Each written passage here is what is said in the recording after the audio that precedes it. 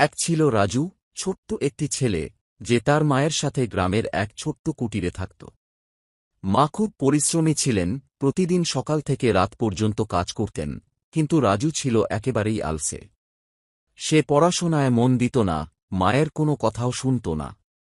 রাজু বন্ধুদের সঙ্গে খেলছে, মা ডাকছে, মা, রাজু, বই নিয়ে বসো, পরীক্ষায় ভালো করতে হবে।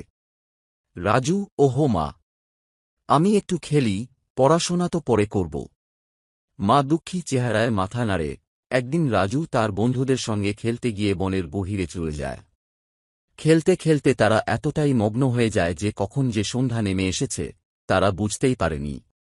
হঠাৎ তার বন্ধুরা সবাই পালিয়ে যায়, কারণ দূর থেকে এক বাঘের গর্জন শোনা যায়।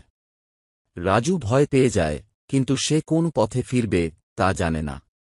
রাজু কাঁদতে শুরু করে, রাজু, মা, মা, আমি পথ হারিয়ে ফেলেছি।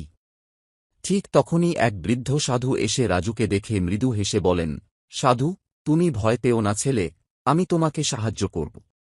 কিন্তু আগে বলো, তুমি এত গভীর জঙ্গলে এলে কেন? রাজু, আমি মায়ের কথা শুনিনি, শুধু খেলতে ব্যস্ত ছিলাম। সাধু হেসে, যদি তুমি সত্যি তোমার ভুল বুঝে থাকো, তবে তোমাকে পরিশ্রম করে নিজেকে বদলাতে হবে। মনে রেখো, সত্য ও পরিশ্রমী মানুষের সবচেয়ে বড় শক্তি। রাজু বুঝতে পারে যে সে অনেক ভুল করেছে। সাধুর সাহায্যে সে বাড়ি ফিরে যায়।